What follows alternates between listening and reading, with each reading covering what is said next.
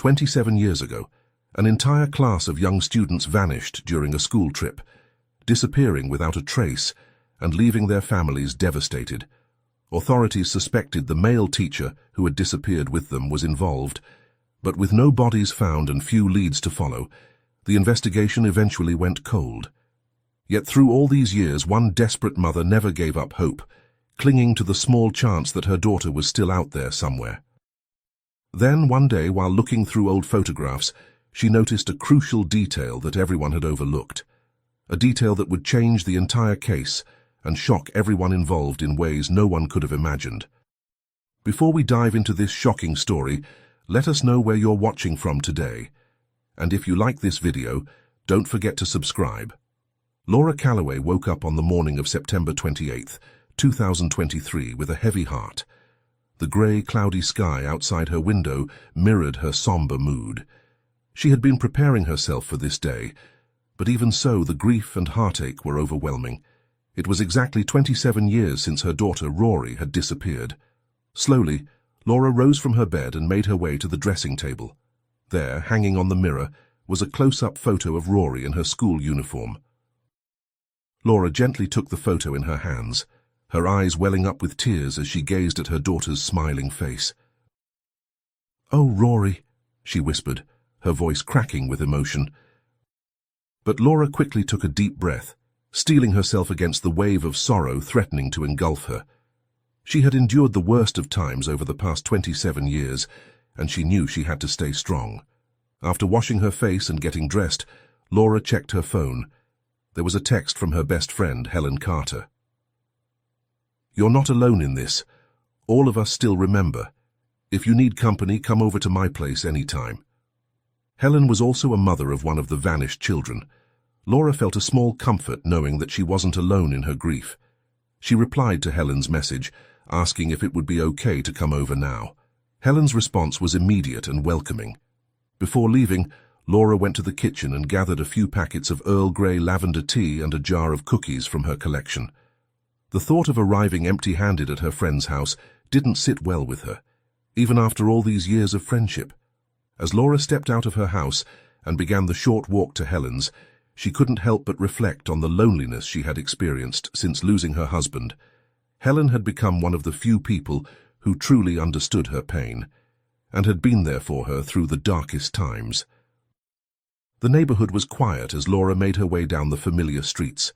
The houses looked much the same as they had 27 years ago, a stark contrast to how much her life had changed. As she approached Helen's house, just a few blocks from her own, she saw the front door open before she even had a chance to knock. Helen greeted her with a warm, understanding smile and enveloped her in a comforting hug. "Come in, dear," she said softly, ushering Laura inside. Laura handed Helen the cookie jar and tea packets as they made their way to the kitchen.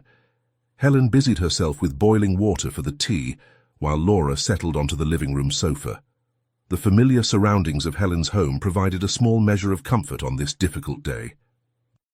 As they waited for the water to boil, Helen turned to Laura and asked gently, "How are you doing?" Laura sighed, her eyes downcast. "I'm trying to keep up. You know how it is. This day is always the hardest." She paused, gathering her thoughts. "Even though I've learned to live with it, the past still haunts me, especially today." Helen nodded in understanding. "It's the same for me," she admitted. "Remember, I completed my therapy last year. While I've accepted the past and tried to rein in all the what-ifs that would eat me alive, I can't deny that this day is especially hard. I'm not sure if that means I need to go back to therapy."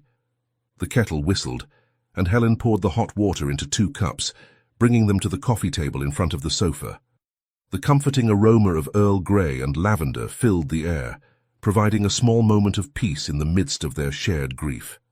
As they sat together, sipping their tea, Laura felt grateful for Helen's presence. They had formed a bond through their shared tragedy, supporting each other through the years when it seemed like no one else could truly understand their pain. The weight of their loss hung heavy in the air, but there was also a sense of solidarity, a reminder that they were not alone in their grief. Helen set her teacup down and turned to Laura with a gentle smile. "You know, my psychologist told me something that's been helpful. She said we should face our pain whenever it comes and accept it as part of ourselves, not try to hide or bypass it. Helen paused, considering her next words carefully. I was thinking, maybe we could look at some photos together, if you're up for it, of course. Laura took another sip of her tea, letting the warm liquid soothe her. After a moment, she nodded. I think that might be good, she said softly. Helen stood up and walked to the TV cabinet, pulling out a photo album. She returned to the sofa and sat close to Laura, placing the album between them. As they began to flip through the pages, a flood of memories washed over them. The photos chronicled happier times, their children's first day of school, birthday parties and family picnics. Laura and Helen found themselves sharing stories and reminiscing about the past, their voices a mixture of laughter and tears. Do you remember when Rory and Sally first started at that school? Laura asked, pointing to a picture of the two girls in their uniforms. Helen nodded, a wistful smile on her face. Grade 5, wasn't it? The school had only been open for 2 years at that point. That's right, Laura confirmed. I remember how small the class was at first, just 6 students, but by the end of that year it had grown to 15. The school really put a lot of effort into marketing, didn't they? Helen mused. All those discounted fees to attract parents. They continued to flip through the album. Laura's eye was suddenly drawn to a photo she had never seen before. It showed Rory and Sally, along with some of their classmates, working on a science project during the school science fair. The children's faces were alight with enthusiasm, completely unaware of the tragedy that would befall them. This picture, it's beautiful, Laura said, her voice barely above a whisper. Where did you get it from? Helen looked at the photo and explained, I received it from the police a few months ago. Since the case went cold, they allowed parents to collect copies of evidence materials. I went down to the station and requested everything they had. Laura was surprised. I didn't know we could do that. If I had known, I would have asked for copies too. Helen gave her a sad smile. Maybe it's better that you didn't. To be honest, having all this evidence, it's made it harder for me to move on. That's part of why I needed therapy.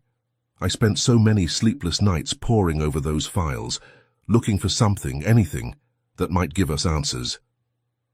As they continued to look through the photos, Laura came across another unfamiliar image. It was a class picture taken in front of a yellow school bus, the very bus that had taken the children on that fateful trip. Laura studied the photo intently, her eyes scanning each face. Suddenly she noticed something that made her heart skip a beat. Helen, she said, her voice filled with confusion and a hint of hope. Why is Principal Lillian Brooks in this picture? I thought Mr. Gregory, the classroom teacher, went alone with the kids and just one support staff that day. Helen leaned in to look at the photo more closely. You know, I'm not entirely sure, she said, furrowing her brow. I remember hearing rumors from some other parents that the staff member was actually the principal, but I never gave it much thought. Laura couldn't shake the feeling that something wasn't right. All these years she had believed it was just the teacher and a co-teacher or admin staff on that trip. The presence of the principal in this photo raised questions she had never considered before. As Laura opened her mouth to voice her concerns, Helen gently placed a hand on her arm. Laura, she said softly, I know that look in your eyes. We've been down this road before, thinking we've found something crucial, dozens, if not hundreds of times. It's not good for us to cling to false hope. Laura wanted to argue, to insist that this detail could be important, but she saw the concern in Helen's eyes. She took a deep breath, trying to calm the surge of emotions within her. You're right, she said finally, though a part of her still clung to the nagging doubt. It's probably nothing. Helen gave her a sympathetic smile and turned back to the photo album. Look, she said, pointing to the bus in the background. This photo was most likely taken before the trip, on school grounds. That would explain why the principal was there. Laura nodded, though not entirely convinced. She glanced at the clock on the wall and realized they had been talking for almost an hour. Helen, I hate to do this, but I should probably get going, she said, standing up. I want to visit Rory's grave, bring her some flowers and tidy up a bit. I do it every year, you know. Helen nodded in understanding. Of course, would you like some company? Sally's grave is in the same area. Laura appreciated the offer but saw the hesitation in Helen's eyes. That's kind of you, but I know you prefer to go with Matthew later. I'll be all right. As Laura prepared to leave, she paused and turned back to Helen. Would it be all right if I took that photo with me? The one with the school bus? Helen seemed to consider for a moment before nodding. Of course, but Laura, promise me you won't let this consume you. We can't afford to go down that rabbit hole again. Laura assured her friend she would be careful, but as she left Helen's house and made her way to the bus stop, she couldn't shake the feeling that she had stumbled upon something important. The image of Principal Lillian Brooks standing with the children before their ill-fated trip burned in her mind, a puzzle piece that didn't quite fit with the story she had been told for the past 27 years. As she waited for the bus that would take her to town to buy flowers from her local favorite florist, Laura found herself torn between the desire to uncover the truth and the fear of reopening old wounds. The sky above her grew darker, threatening rain, much like the storm of emotions brewing within her. She silently prayed that the rain would hold off until she had finished her visit to the cemetery, allowing her this one day to honor her daughter's memory in peace. Laura sat on the bus, lost in thought as it made its way through the familiar streets towards the town center. She held the photo in her hands, unable to tear her eyes away from the image of her daughter and her classmates, frozen in time on that fateful day. The more she studied the picture, the more questions arose in her mind. Helen's words echoed in her head, warning her not to cling to false hope. But Laura couldn't shake the feeling that something wasn't right. Why had some parents believed the principal went on the trip, while others, like herself, had been told it was just the teacher and a support staff? She prided herself on being an active and involved parent, attending all meetings and gatherings, even the school trials and hearings when they, the victims' parents, had sought justice in court. How could such a crucial detail have escaped her notice? Laura hesitated for a moment before pulling out her phone. She had the officer's personal number saved from long ago, but she wasn't sure if he would still remember her, or if he'd even want to. The thought made her stomach clench, but she was resolved to make the call anyway. She glanced around the nearly empty bus. The worn seats were speckled with faint graffiti, and the dim fluorescent lights flickered every now and then. Outside, the neighborhood blurred past. Taking a breath, she dialed the number, pressing the phone tightly against her ear. The first call went unanswered. She swallowed and tried again. Still nothing. Just the mechanical drone of a voicemail prompt. Laura's fingers hovered over the screen, debating whether to leave a message. What would she even say? Hi, it's been years, but I need your help. Do you remember me? It felt foolish, desperate. She shook her head and ended the call without leaving a voicemail, slipping her phone back into her purse. The bus jerked slightly as it came to another stop. She glanced outside and suddenly felt a jolt of recognition. This was near the principal's house. The sight of the old neighborhood sent a chill through her, stirring memories she thought she had buried. Without fully thinking it through, she stood up. Just as the bus doors were about to close, she pressed the bell and stepped out, apologizing to the driver as she exited. Standing on the sidewalk, Laura suddenly felt foolish. She had no idea if the principal was home, or even if she still lived at the same address after all these years. She vaguely remembered the street, but couldn't recall the exact house number. Checking the bus timetable at the stop, she saw that the next bus wouldn't arrive for another 20 minutes. Well, she muttered to herself, I might as well try while I'm here. Laura began walking down the street, her eyes scanning the houses for anything familiar. The neighborhood had changed over the years, with some houses renovated and others showing signs of age. After several minutes of wandering, she found herself in front of a house that stirred a faint memory. She stood on the sidewalk, studying the property. The garden was well maintained, with neatly trimmed hedges and colorful flower beds. A car was parked in the driveway, but Laura couldn't be sure if it belonged to Principal Brooks or if she even still lived here. As she hesitated on the sidewalk, Laura realized that she had never truly spoken to Principal Brooks outside of a few brief encounters. There was the day of the disappearance, when the principal had offered her condolences, and once when Laura had come with other parents to protest at her house here. They had also exchanged words at the police station years ago, but beyond that, their interactions had been minimal, despite living in the same neighborhood. Taking a deep breath, Laura walked up to the porch and knocked on the door. She waited, her heart pounding, but there was no answer from inside. Just as she was about to turn and leave, feeling embarrassed by her impulsive decision, she noticed two women walking along the sidewalk. One of the women appeared to be in her mid-30s, while the other was older, closer to Laura's age. As they turned onto the walkway leading to the house, their eyes met Laura's, and she immediately recognized the older woman as Principal Lillian Brooks, even though time had added lines to her face and softened the sharpness of her features. The principal didn't seem to recognize Laura at first, her expression polite but questioning. "Can I help you?" she asked, her voice kind but cautious. Laura swallowed hard, suddenly feeling nervous. "I'm Laura Calloway," she said, watching as recognition dawned on the principal's face. Principal Brooks froze for a moment, her composure slipping as she began to stutter. "Oh, Mrs. Calloway, please just give me a moment." She turned to the younger woman, ushering her towards the house. "Why don't you go inside and make yourself comfortable? I'll be right there." As the principal fumbled with her keys to unlock the door, Laura's mind raced. She knew the principal had no children, so who was this younger woman? Was she interrupting something important? Once the younger woman was inside, Principal Brooks followed her inside. Laura saw as she switched on the lights of the house. Laura decided to approach closer to the doorway. Waiting at the threshold, Laura debated whether she should call out or wait.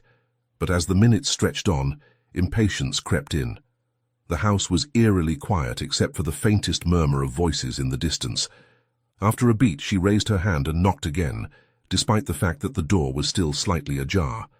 Footsteps. Then suddenly the door swung open wider.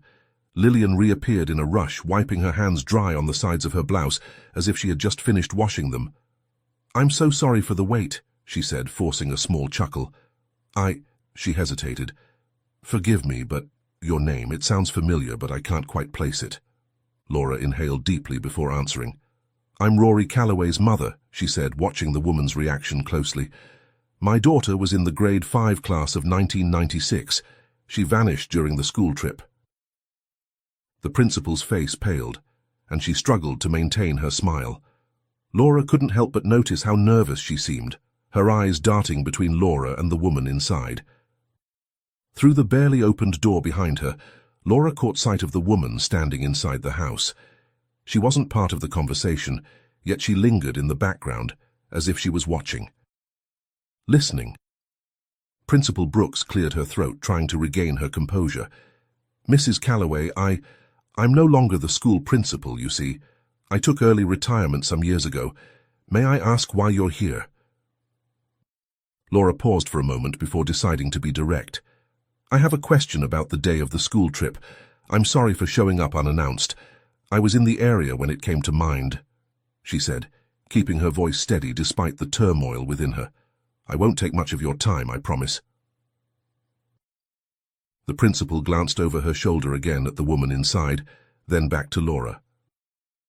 "All right," she said reluctantly, "but I can't stay long. I have a guest waiting." Laura nodded in understanding and reached into her purse, pulling out the class photo. She held it up for Principal Brooks to see. "This picture," Laura began, "was it taken at the school or during the trip?" Principal Lillian narrowed her eyes as she studied the photo. For a moment she seemed lost in thought, her brow furrowed. "I think it was during—" she started, then quickly revised her statement. No, it was taken at the school parking lot." Laura's heart skipped a beat at the principal's hesitation. She pressed on. "Were you on the trip that day?" The principal's eyes widened slightly and she shook her head. "No, I stayed at the school. Mr. Gregory, the classroom teacher, and a staff member from administration went on the trip. It was supposed to be me, but I had an important last-minute matter to attend to, so the admin took my place." Laura nodded slowly, processing this information. It aligned with what she had always believed, but something still felt off. She decided to ask one more question, hoping it wouldn't push too far. "This might be my last question, if you don't mind. Did you notice anything suspicious about Mr. Gregory that day? Anything at all?" At this, Principal Brooks' demeanor changed. Her voice took on an edge of annoyance as she replied, "No, Mrs. Calloway. I've given all these statements to the police countless times. I never would have thought Mr. Gregory capable of something like this." She paused, her expression softening slightly. "I would prefer not to speak about it anymore. It was heartbreaking for me too, and I've found closure. I don't want to open old wounds again." Laura felt a pang of guilt at the principal's words. She hadn't meant to cause more pain. "I'm sorry," she said softly. "I understand, truly. It's just, I still can't believe my daughter just disappeared into thin air." To her surprise, Laura felt tears welling up in her eyes. "I don't know what I hoped, that maybe you'd have an answer after all this time." Laura reached into her purse and pulled out a pocket tissue, dabbing at her eyes. As her vision cleared, she noticed the younger woman inside watching them intently. There was a mix of curiosity and concern in her gaze, and Laura. Principal Brooks' expression softened further. "I understand the pain, Mrs. Calloway. It's one of the reasons I took early retirement. As long as I worked at that school, I could never overcome the grief." She hesitated for a moment, then stepped forward and embraced Laura briefly. "I know that today marks 27 years. You're not the first parent to come here on this day over the years."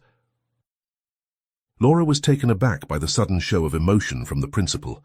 She put the photo back into her purse. As they parted, she managed a weak smile. "Thank you for your time. I should go now. I'm sorry for taking up your afternoon." As Laura turned to leave, she couldn't shake the feeling that there was more to the story. The principal's initial hesitation, the presence of the mysterious younger woman, and the subtle inconsistencies in her answers all gnawed at her mind. Yet she also knew that her suspicions might just be her overthinking everything. Helen was right. She couldn't afford to lose herself in false hope again, and... Walking back towards the bus stop, Laura's mind raced with conflicting thoughts and emotions. The rain that had been threatening all day finally began to fall, matching her somber mood. As she reached the shelter of the bus stop, she pulled out her phone and stared at it, wondering if she should try to contact the police officer who had been assigned to the case once again. But before Laura could make up her mind, the bus arrived. She stepped on board and settled into a seat by the window.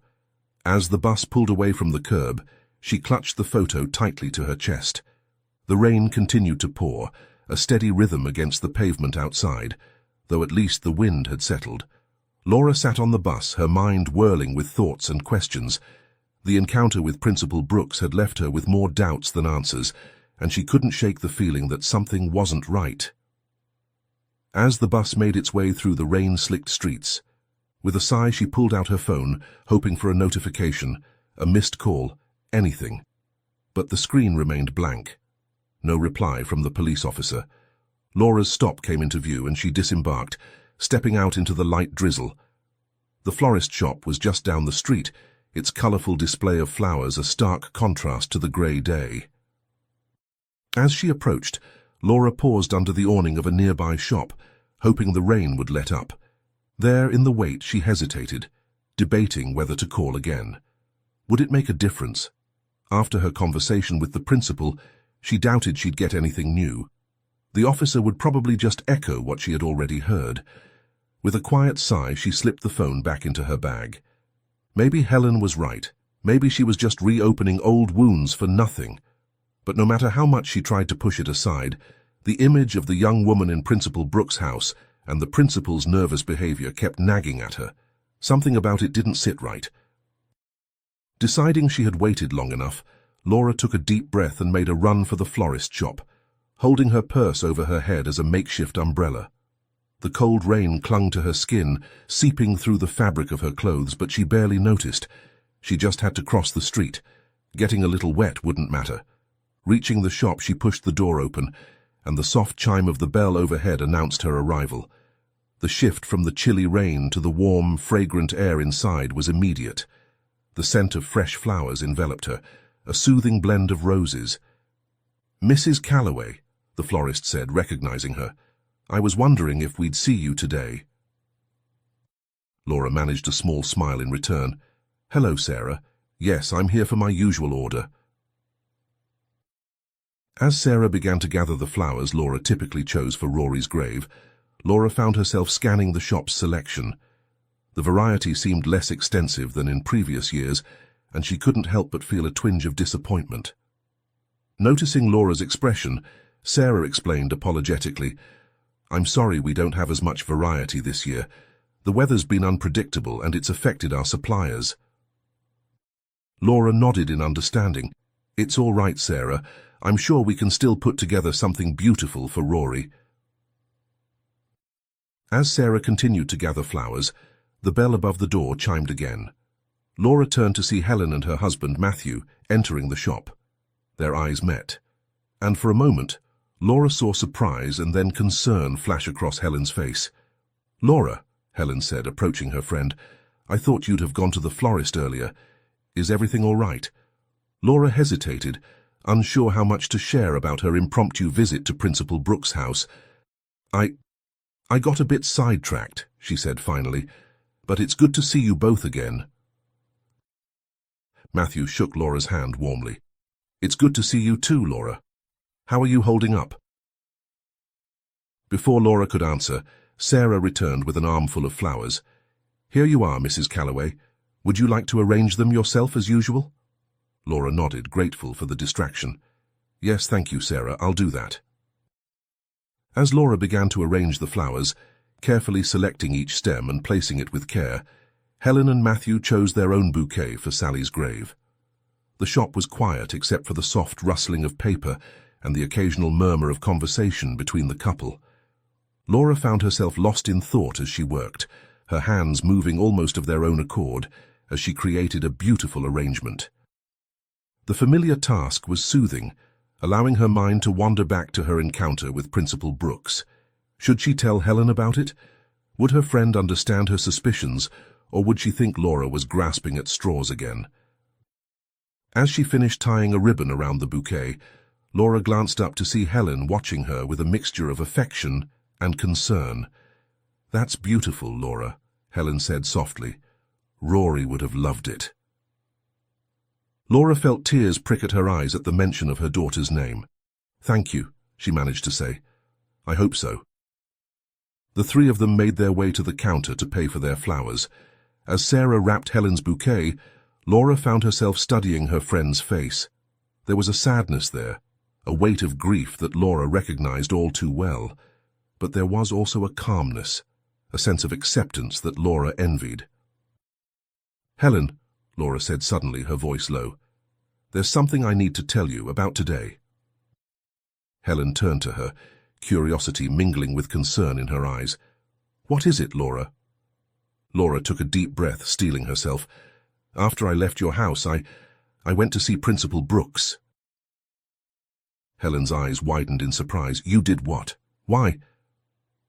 Before Laura could explain, Sarah handed them their wrapped bouquets. "Here you are, ladies. I hope these bring you some comfort today." Laura and Helen thanked her, and as they turned to leave the shop, Laura could feel the weight of Helen's questioning gaze. She knew she owed her friend an explanation, but she wasn't sure how to put her suspicions into words without sounding like she was chasing ghosts. As they stepped out onto the sidewalk, the rain had finally stopped, leaving behind a fresh, clean scent in the air. Matthew suggested they all go to the cemetery together, and Laura found herself nodding in agreement. As they walked towards Matthew's car, Laura knew she would have to share what she had learned, or what she thought she had learned, with Helen. But as she clutched her bouquet of flowers, a small part of her wondered if she was ready to face the potential consequences of digging up the past once again.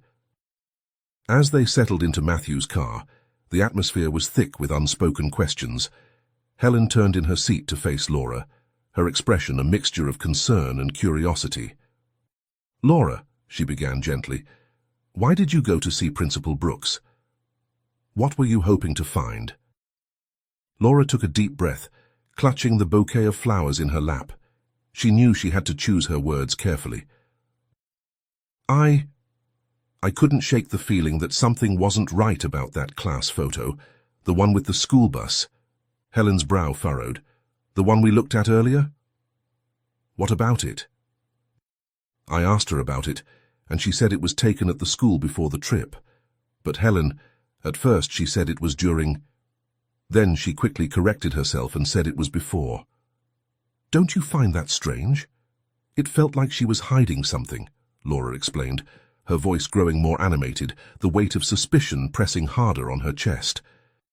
Matthew glanced at Laura in the rearview mirror, his expression neutral. Laura, it's been 27 years. Memory can play tricks on us, especially with such a traumatic event. Laura nodded, acknowledging his point. I know, but there was something else. When I arrived at her house, there was a young woman there, someone I'd never seen before, and the principal, she seemed nervous, like she didn't want that woman to know what we were talking about. Helen and Matthew exchanged a look that Laura couldn't quite decipher. After a moment of silence, Helen spoke, her voice gentle but firm. Laura, I understand the need to find answers. Believe me, I do, but we've been down this road before. Remember 3 years ago, when you thought you'd found a connection between the bus driver and that cold case in Oregon? Laura felt a flush of embarrassment at the memory.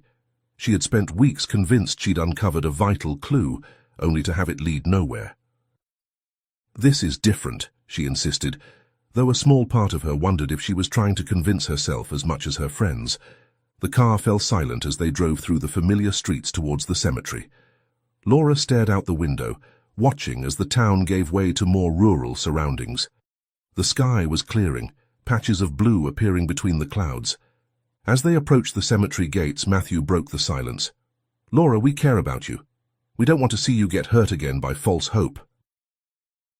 Laura nodded, feeling a lump form in her throat. I know, she said softly. I can't help the feelings. Rory and Sally and all the others deserve more than just acceptance. They deserve the truth. Helen reached back and squeezed Laura's hand. They do, she agreed. But sometimes the truth is that we may never know everything, and that's something we have to learn to live with. As Matthew parked the car, Laura felt a mix of emotions washing over her. The familiar grief, the persistent hope, and now a new feeling of determination. She knew her friends meant well, but she couldn't shake the feeling that her encounter with Principal Brooks had opened a door that had long been closed. They stepped out into the cool, damp air, the scent of freshly turned earth lingering as they made their way through the cemetery. The rain had stopped, leaving behind a quiet, almost eerie stillness. Their footsteps were muffled by the soft ground as they walked toward Rory and Sally's graves, close, though not side by side, but still near enough that Helen and Laura had arranged them together, a small comfort in their shared grief. Laura approached Rory's tombstone first, her heart heavy as she knelt down, placing the bouquet of flowers gently at its base. The petals, still fresh with morning dew, added a small burst of color against the grey stone. She ran her fingers over the engraved name, tracing each letter as if memorizing it all over again. It always tore at her heart that this tombstone marked an empty grave, no body beneath it, no real closure. They had needed somewhere to direct their grief, somewhere tangible to visit, but the absence of Rory's remains haunted her. This stone monument was both a comfort and a cruel reminder of all they didn't know. With a quiet sigh, she reached into her purse, pulling out the worn photograph. She held it up, studying her daughter's face, her fingers absent-mindedly brushing over the image.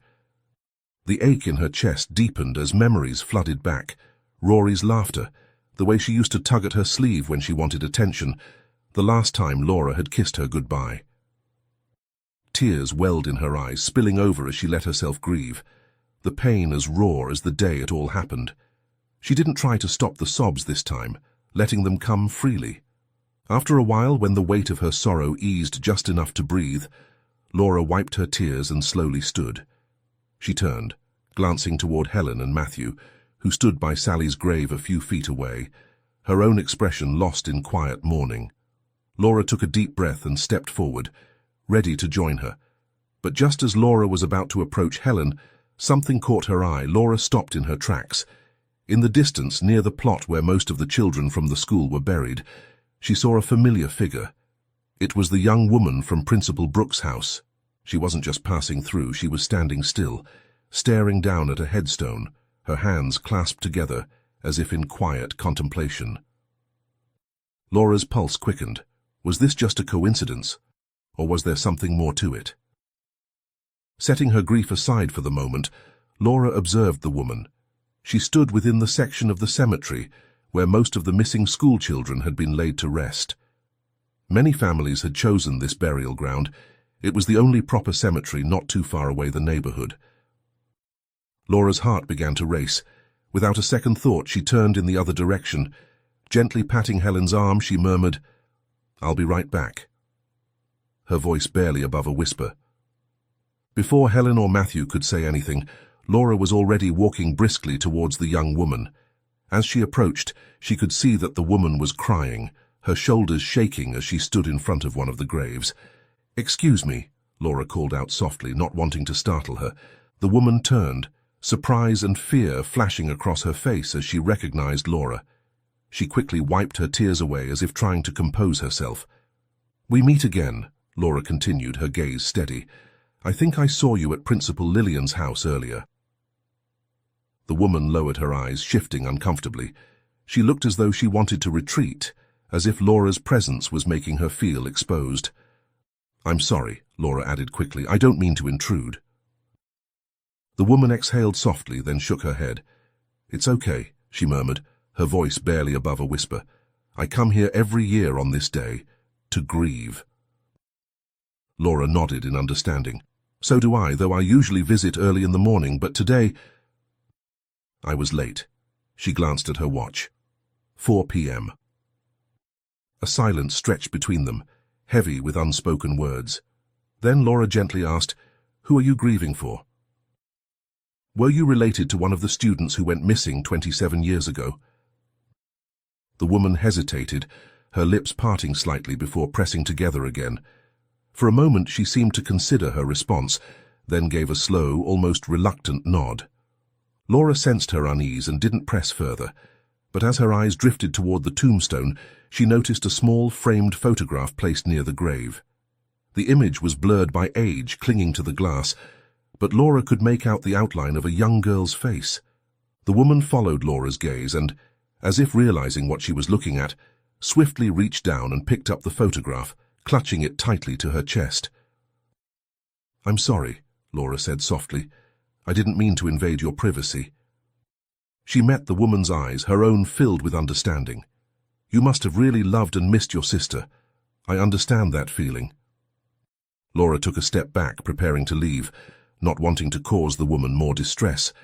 But just as she turned, the woman called out, her voice uncertain but firm. "Wait," she said. Laura paused, looking back. "Why did you go to Principal Lillian's house earlier?" The unexpected question caught Laura off guard. She turned fully to face the woman, studying her expression. There was something more than curiosity in her eyes, something deeper, something cautious. "I was just asking about the day of the school trip," Laura admitted. "I wanted to know if she was there when the students left, or if she went with them." Reaching into her purse, Laura pulled out the now slightly crinkled photograph Helen had shown her. She extended it toward the woman. "My friend Helen over there," Laura gestured toward Helen and Matthew, who were still standing by Sally's grave. "She showed me this photo earlier. I had never seen it before, and it confused me. I didn't remember Principal Lillian being there that day." The woman stared at the picture, her grip tightening on her own framed photograph. Laura sighed, shaking her head slightly. Principal Lillian confirmed that this picture was taken in the school parking lot before the trip, but— She trailed off, unsure how to finish the thought. The woman stared at the photograph, her expression shifting as she took in the faces of the children. A chuckle escaped her lips, light yet laced with sorrow. But then, as her gaze lingered on one face in particular, tears slipped down her cheeks. The words came out in a hushed whisper, tinged with affection and heartache. "Rory was such an ass." Her tone was not one of hatred. Rather, it held a bittersweet warmth that tugged at Laura's heart. Laura's ears perked up at the name. "Did you know Rory?" she asked. unable to hide the urgency in her voice. The woman seemed startled, as if she hadn't expected anyone to catch her words. She returned the class picture to Laura, her hands trembling slightly. "I'm Rory's mother," Laura said, her voice steady despite the whirlwind of emotions inside her. "Do you know something about Rory?" The woman froze, her posture suddenly defensive, as if Laura had cornered her. Confusion washed over Laura as she noticed the woman's eyes dart toward the framed photograph she still clutched against her chest. The resemblance between the woman and the girl in the frame was striking, and it sent a shiver down Laura's spine. "Who are you?" Laura asked slowly, her tone measured. "Are you this girl?" She pointed to the photo, her heart racing. The woman's response was immediate and vehement. "No!" she shouted, but the fear in her voice suggested otherwise, as if she was trying to mask a deeper truth. "It's okay," Laura said softly, stepping closer. "You don't need to be scared. Are you one of the survivors? This girl?" The woman shook her head quickly, panic flashing in her eyes, but the speed of her denial only reinforced Laura's suspicions. It felt like another lie. "I think you're mistaken, that's not me," the woman insisted, but Laura could see the conflict in her gaze. "No," Laura replied, her voice firm yet compassionate. "You know it is you. It's 100% you." The woman's shoulders sagged and she looked defeated. "You don't want to know who I am," she murmured, her voice barely above a whisper. "It's better for everyone involved." "Please," Laura pleaded, desperation creeping into her words. "For all these years, I've never been able to understand my daughter's disappearance. It's been eating me alive.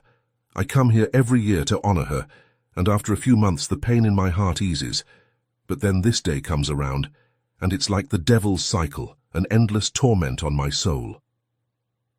Tears welled up in her eyes as she stepped closer, her heart aching for answers. "If you know anything, please tell me." The woman's eyes flickered with emotion, and Laura pressed on, her voice growing steadier. "Why were you at Principal Lillian's house earlier? You can't be her daughter. I know Lillian doesn't have a daughter." The question hung in the air, heavy with unspoken implications. The woman's breath caught in her throat, and for a moment it felt like the world had paused, both of them caught in a web of secrets and unspeakable truths. After a heavy pause, the woman finally relented, her voice barely above a whisper. "You're right, I'm one of the missing students. A survivor." Laura's heart raced, disbelief washing over her. "What?" she gasped, struggling to process the weight of Audrey's words. Who? But when the woman confirmed, "My name is Audrey Whitman," recognition flooded over Laura. Audrey's name had been etched into the tombstone she had seen during countless visits, a haunting reminder of the tragedy. "You were in my daughter's class," Laura murmured, trying to keep her reaction in check. "Did your family know you were alive?" Audrey shook her head, her expression heavy with pain. "No, that's why I come to the grave later in the day. My parents always come in the morning." Laura nodded, recalling the times she had seen Audrey's parents at the cemetery, always at that same hour, their faces etched with grief. "Why didn't you come back home?" she asked gently, not wanting to pry but unable to contain her curiosity. "I'm too broken," Audrey replied, her voice trembling. "It's a long story." Laura's heart ached for the young woman before her, burdened by a past she couldn't escape. "You don't have to share it all with me," she said softly. "But please, I'm begging you, turn yourself in to the police, give them your testimony and evidence." Audrey shook her head vehemently. No, the principal said I'd only hurt everyone, dozens of families." Shock coursed through Laura at the mention of Principal Lillian. "Lillian Brooks knew you were alive all this time and she discouraged you?" Laura could hardly believe it. "Why would she do that?" "I trusted her," Audrey confessed, her voice cracking. "She was the only one who understood my pain." Laura felt a surge of emotion. "Audrey, pain is living in the unknown, and we're all already in pain. It couldn't get any worse than this." She added, "But you testimony, it could help us. You would be saving us all, providing us closure by revealing the truth." Audrey looked up, her eyes searching Laura's for sincerity. "Really?" Laura nodded fervently, her heart aching for both the women's lost children. Yes, you'd be helping the victim's family, please, Audrey. After a prolonged silence, the impact of Laura's words started to sink in. With shaking hands, Audrey took a deep breath and reached for her phone. I think you're right. I've wrestled with this decision for a long time, but Lillian always discouraged me and I believed she had her reasons. But seeing you here now, I'll call the police, she said, her voice gaining strength. As they waited for the officer to arrive, Laura's mind raced. Desperation clawed at her throat. Audrey, please, do you know where my daughter Rory is? Audrey's expression shifted to one of sadness. She nodded slowly, her gaze heavy with unspoken sorrow. What do you mean? Laura pressed, her heart pounding in her chest. Where is she? Just then, Helen and Matthew approached, their eyes scanning the area for Laura. The tension thickened as Audrey's fear intensified, the realization that another victim's family was near, filling her with dread. Laura, what's going on? Helen asked, looking between her friend and the stranger. Who is this? Laura took a deep breath, trying to calm her racing thoughts. Helen, Matthew, this is Audrey Whitman. She was on the bus that day. She's alive. Just as Audrey opened her mouth to respond, the distant wail of police sirens pierced the air. The sound seemed to freeze the moment, and Audrey instinctively flinched, her instincts urging her to flee. But Laura's voice broke through the chaos. Audrey, if you love Rory and Sally, you owe it to them to tell the truth, she called, her tone firm yet compassionate. Audrey paused, her feet rooted in place as she turned to face Laura, Helen and Matthew. She saw the confusion etched on their faces and the desperation in Laura's eyes, which felt like a lifeline amidst her turmoil. Okay, Audrey finally said, her voice trembling but resolute. I'll talk, but only at the station. Just then, 2 police officers arrived, their presence adding an air of urgency to the scene. They approached Audrey, confirming if she was the one who had called. What's your name? One of the officers asked. Audrey Calloway. I'm one of the survivors of the missing children from 27 years ago, she stated, her voice growing steadier as she spoke the words that had been trapped inside her for so long. The officers exchanged glances before one of them radioed the station, requesting a system check on her name. While they waited for confirmation, the officers turned to the small group gathered in the cemetery. We need everyone to come with us to the station. We can't have any disturbances here, one officer said firmly. Audrey nodded, her face pale but determined, and she followed the officers to their squad car. Laura walked alongside Helen and Matthew as they made their way to their own car, adrenaline coursing through her veins. Once inside, Laura couldn't hold back. You won't believe what just happened, she began, her voice shaking with disbelief. She recounted everything to Helen and Matthew, the revelation about Audrey, the principal's knowledge of a survivor, and how it all felt like a sinister puzzle with missing pieces. Matthew frowned, furrowing his brow. This is all so strange. Why would the principal keep something like that from us? I don't know, Laura admitted, but it feels like there's something deeper at play. Whatever truth Audrey holds, it must be significant enough that it could put Lillian in danger. As they arrived at the police station, the trio stepped inside, the atmosphere tense with uncertainty. Laura spotted Officer Jensen, the same officer she had tried to reach before. He looked up from his paperwork and immediately approached them. I'm sorry I couldn't take your call earlier. I was tied up with an urgent case, he explained, his voice apologetic. Laura felt a mix of frustration and urgency. Officer, you need to take this seriously. Audrey has confessed that she's a survivor. She's finally ready to talk, she insisted, her heart racing. If that's true, we'll reopen the case, Officer Jensen replied, his demeanor shifting to one of focus. He motioned for Audrey to follow him into an interview room, leaving Laura, Helen and Matthew waiting anxiously in the sterile waiting area. As the door closed behind Audrey, Laura felt a surge of hope mixed with fear. She could only pray that Audrey would summon the courage to speak the truth, that this moment would finally bring some answers, and perhaps some closure, to all the families affected by the tragedy. Not long after Audrey was led into the interrogation room, Laura, Helen and Matthew began to notice movement throughout the police station. Officers bustled around, their voices rising in urgency as they received orders. The air was thick with anticipation as they overheard commands being shouted. A unit was dispatched to Principal Lillian's house with an arrest notice. Hope flickered in Laura's chest, and she exchanged glances with Helen and Matthew. This was it. Audrey must have shared everything she knew with the officers. Just then, the sharp sound of police sirens sliced through the air as the unit departed, and the tension in the room grew palpable. Less than an hour later, the anticipation turned into reality as the officers returned, leading a handcuffed Principal Lillian into the police station. She walked with her head down, the weight of her circumstances evident in her slumped shoulders. "I'm sorry," she mumbled as she locked eyes with Laura, Helen, and Matthew, her voice barely above a whisper. But the officers pushed her forward with unwavering authority, guiding her toward the booking area. Hours crawled by as Laura, Helen, and Matthew sat in anxious silence, each lost in their thoughts about what had just unfolded. Then, they saw an officer enter the room where Audrey was being questioned. Laura leaned in closer, straining to catch snippets of the muffled conversation. She heard the officer mention something about Lillian Brooks' statement being ready, and that she had confessed the whole truth.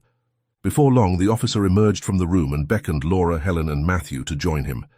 Their hearts raced as they followed him into the interrogation room where Audrey sat, her expression a mixture of relief and apprehension. Inside, the atmosphere felt charged with urgency. The officer wasted no time in laying out the details of the case. "Principal Brooks has confessed during her interrogation," he began, his voice steady but somber. "She was the one who organized the entire class trip. She framed the teacher, Mr. Gregory, to take the fall for what happened. She was under immense pressure. She had debts she couldn't pay, and the loan sharks turned out to be dangerous. They threatened her family." Laura's breath caught in her throat as the officer continued. "The trip that was meant to be for Big Bend Park was sabotaged. It appears that Principal Brooks conspired with the kidnappers, resulting in the driver's death. The body couldn't be found, as you already know in our initial investigation. Then, they abducted the teacher and the children, transporting them to a border area in Mexico, where all the kids were trafficked and smuggled into another country. They were forced into organ trafficking." Laura's heart sank as the officer hesitated, a grim look crossing his face. "This may be hard to hear, but I need to tell you the whole truth. The female students were targeted for various forms of exploitation by Mexican gangsters in Mexico. The male students—" He paused, swallowing hard. "They were sold overseas for child labor." The weight of his words hung in the air, heavy and suffocating. Laura felt her stomach twist in knots as the horrifying reality of the situation sank in. She glanced at Helen and Matthew, who looked equally stunned, their faces pale as they processed the terrible revelations. Audrey sat in the room, her eyes cast downward as she suddenly spoke up to Laura and Helen. "I was the only one who made it out alive," she whispered, her voice trembling with the weight of memories. 12 years ago, I managed to escape from the man who had purchased me and forced me into exploitation. Even after getting away, I was too traumatized and mentally destroyed to face my parents." Her gaze flickered to Laura and Matthew, a mix of shame and pain etched on her face. "That's when I somehow reconnected with Principal Brooks. She helped me build a new life, paid for my apartment and covered my living expenses. But in return, I couldn't tell anyone the truth. She said it would only add to the distress of the victims' families." Laura's heart raced as she processed Audrey's words. She couldn't fathom the emotional manipulation that had kept Audrey silent for so long. "What about the other children? Did anyone else survive my Rory?" she asked, desperation creeping into her tone. Audrey shook her head slowly, her voice barely above a whisper. I honestly don't know about the others. We were mostly split up, but I remember Rory and Sally didn't make it. Rory, she died the day of the kidnapping from an overdose they gave her. Sally was next. They didn't get the dosage right for her either." At those words, Laura and Helen broke down in tears, their grief crashing over them like a tidal wave. Audrey felt a pang of guilt, her heart aching for the pain she had unwittingly stirred. "I'm so sorry," she murmured, her voice cracking. "This is what I fear the most. Principal Lillian was right." But Laura, wiping away her tears, shook her head firmly. "You did the right thing, Audrey. This is painful, yes, but we finally have closure. We can start healing now." The police, having listened intently, spoke up. With this new evidence, we can reopen the case. Thanks to you, Audrey, we might be able to locate some of the other students. Laura felt her heart racing. What happens now? She asked, her voice barely above a whisper. We're reopening the case right away. We're in the process of filing charges against Lillian Brooks and have already contacted authorities in Mexico to pursue this new information. Audrey, we recognize the immense trauma you've endured, and we won't hold you accountable for withholding information. However, we are offering you witness protection, as it's essential now that the investigation into the trafficking ring begins. We anticipate that they may attempt to locate you again. The officer paused, his expression softening as he looked at Laura, Helen, and Matthew. I know this must be incredibly difficult for you, to have hope rekindled after all these years, only to... He trailed off, unable to find the right words, and Laura nodded, feeling tears welling up in her eyes. At least now we know, she said softly. After all these years, we finally know what happened to our children. The other victims' family deserve to know about this too. The police assured everyone that they would reach out to the families of the other victims now that the case was being reopened.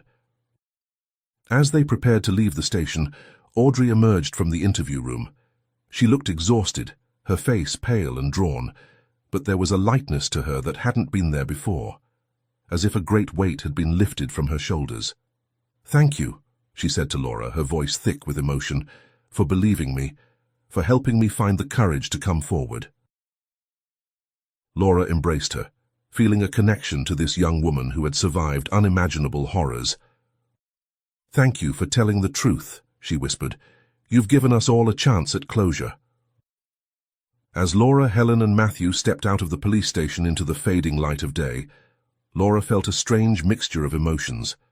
There was grief, of course, a fresh wave of sorrow for the daughter she had lost, but there was also a sense of peace, of a chapter finally closing after being left open for far too long. She looked at Helen and Matthew, saw the same complex emotions reflected in their eyes. They had lived with uncertainty for 27 years, and while the truth was painful, it was also, in its own way, a relief. What now?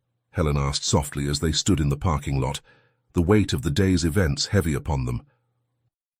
Laura took a deep breath, looking up at the sky where the first stars were beginning to appear. Now, she said, her voice steady, we honor our children's memory by making sure justice is served, and we help Audrey build a new life, the life she was denied for so long. As they made their way home, Laura felt a shift within herself. The grief was still there, a constant companion after all these years, but alongside it now was a sense of purpose, a determination to see this through to the end. For Rory, for Sally, for all the children lost that day, and for Audrey, who had survived against all odds, Laura silently vowed to keep fighting until the full truth was known and those responsible were held accountable. The road ahead would be long and undoubtedly painful, but for the first time in 27 years, Laura felt like she was finally on the path to answers, and perhaps eventually to a kind of peace she had thought forever out of reach.